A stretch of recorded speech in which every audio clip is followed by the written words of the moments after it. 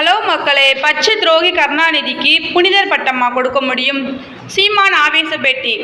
நாம் தமிழர் கட்சியை சேர்ந்த சாட்டை துரைமுருகன் முன்னாள் முதலமைச்சர் கருணாநிதி குறித்து அவதூறு பேசியதாக இன்று குற்றாலத்தில் வைத்து போலீசார் கைது செய்திருந்தனர்.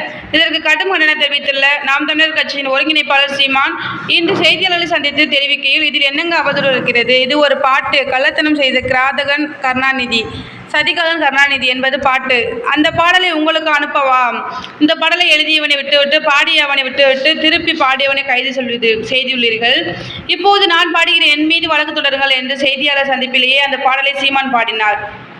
தொடர்ந்து பேசிய சீமான், இப்போது என் மீது வழக்கு போடு பார்க்கலாம். நீ புள்ளப்பூச்சியை பிடித்து விளையாடி கொண்டிருக்கிறாய். தேல் பாம்பை பிடித்து விளையாடுவாயா?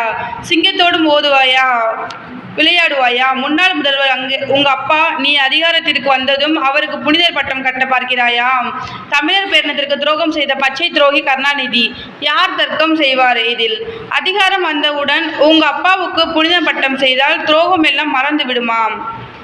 இந்த நாட்டில் தமிழர் இன அரசியல் வரலாற்றில் தீய ஆட்சிக்கு தொடக்கம், தீய அரசியலின் தொடக்கமே ஐயா கருணாநிதி வந்து உட்கார்ந்த பிறகுதான் என்று சீமான் தெரிவித்தார். தேங்க்யூ.